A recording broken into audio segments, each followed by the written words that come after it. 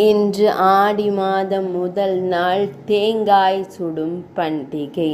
சேலம், எடப்பாடி, ஈரோடு, தர்மபுரி, நாமக்கல் ஆகிய மாவட்டங்களில் ஆண்டுதோறும் ஆடி மாதம் முதல் நாளை ஒட்டி தேங்காய் சுடும் பண்டிகை கொண்டாடப்படுவது வழக்கம். இந்த பண்டிகை கொண்டாடப்படும் நிகழ்ச்சி மகாபாரத கதையுடன் தொடர்புடையதாக கூறப்படுகிறது.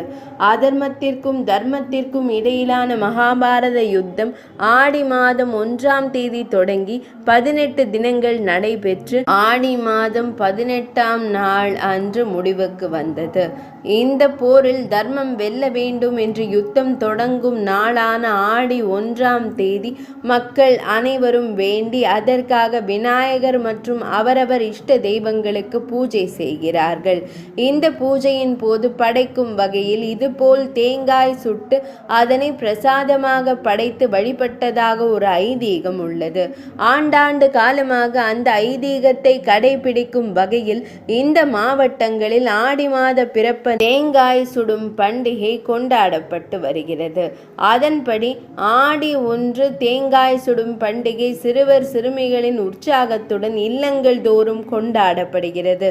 புதிய தேங்காயை எடுத்து அதன் மேல் உள்ள நார்களை அகற்றிவிட்டு ஓடு மெலிதாகும் அளவுக்கு அதை தரையில் தேய்ப்பார்கள். ஒரு குறிப்பிட்ட அளவுக்கு தேய்க்கப்பட்டதும் அதன் ஒரு கண்ணில் துளையிட்டு உள்ளே இருந்த நீர் தேங்காய் தண்ணீர் வெளியேற்றப்படும்.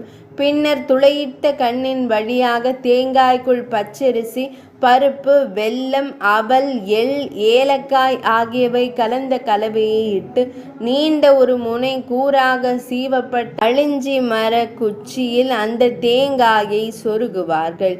பின்னர் அந்த குச்சியை சுற்றி மஞ்சள் பூசி துளையை மூடுவர். அதைத் தொடர்ந்து இல்ல வாசலில் ஒரு இடத்தில் நெருப்பு மூட்டி அல்லது புதிய மண் அடுப்பில் நெருப்பு மூட்டி அந்த நெருப்பில் குச்சியில் சொருகப்பட்ட தேங்காய் ஆட்டி சுடுவர்.